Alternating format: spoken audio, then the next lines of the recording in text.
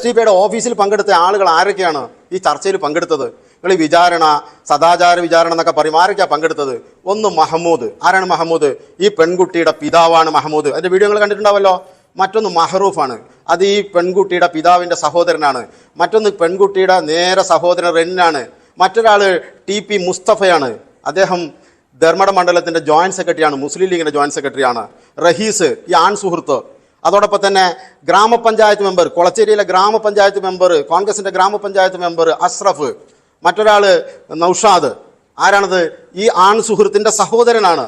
ഇങ്ങനെ നാട്ടിലുള്ള പള്ളി കമ്മിറ്റിയുടെ ആളുകൾ, രാഷ്ട്രീയ പ്രസ്ഥാനത്തിന്റെ ആളുകൾ, പൊതുപ്രവർത്തകർ, ഇവർ ഓഫീസിൽ കൂടിയിരുന്ന ഒരു വിഷയം ചർച്ച ചെയ്ത് ഒരു പ്രതിസന്ധി പരിഹരിക്കുന്നതിന് വിചാരണയെന്ന് ആരാണ് പറയുന്നത്? വിചാരണയാണ്.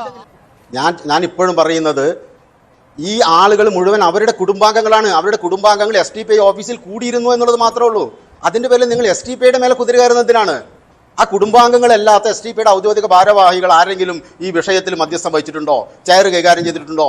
ഇതിലെങ്ങനെയാണ് കോൺഗ്രസിന്റെ വാർഡ് മെമ്പർ വരുന്നത്? എങ്ങനെയാണ് മുസ്ലിം ലീഗിന്റെ നേതാവ് വരുന്നത്?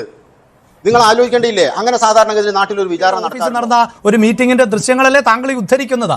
അത് അവിടെ നിന്നാണല്ലോ പുറത്തു വരികയുള്ളൂ. അതിൽ SDPIക്ക് ദോഷകരമാകുന്ന ദൃശ്യങ്ങൾ കൂടി പുറത്തുവിടുന്ന സാഹചര്യം ഉണ്ടാകുമെന്ന അബദ്ധ വിചാരണയൊന്നും അബദ്ധ ചിന്തയൊന്നും എനിക്കുണ്ടാകില്ല സാർ.